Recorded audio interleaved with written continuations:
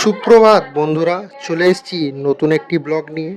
আজ সকালে ঘুম থেকে উঠেই দেখি চারিদিকে দারুণ পরিবেশ এবং আমাদের বাড়িতে লক্ষ্মী পুজো। সকালে উমা ঘুম থেকে উঠে সমস্ত অ্যারেঞ্জমেন্ট করে রেখে দিয়েছে। আমি এবং শ্রী ঘুম থেকে উঠে ঠাকুর প্রণাম করে রান্নাঘরে গেলাম। তখন দেখলাম উমা সমস্ত শাকসবজি কেটে লুচি বেলছে ঠাকুরের ভোগের জন্য। আজকে উমা ঠাকুরের ভোগে করেছিল লুচি, সুজি, আলু ভাজা, বেগুন ভাজা, পটল ভাজা, কুমড়ো ভাজা, লালতে শাক, এঁচোড়ের তরকারি এবং চাটনি।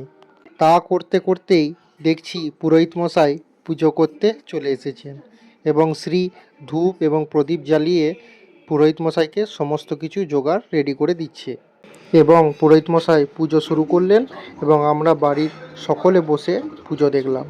জয় মা লক্ষ্মী। আজকের এই লক্ষ্মী পুজোকে বলা হয় হোম লক্ষ্মী। সমস্ত ব্রাহ্মণ বাড়িতেই এই লক্ষ্মী পুজো মূলত হয়ে থাকে।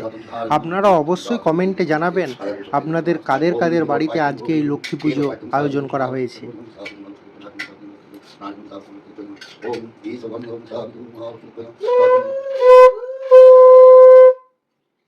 আমাদের পূজা সম্পূর্ণ হইল। টাটা।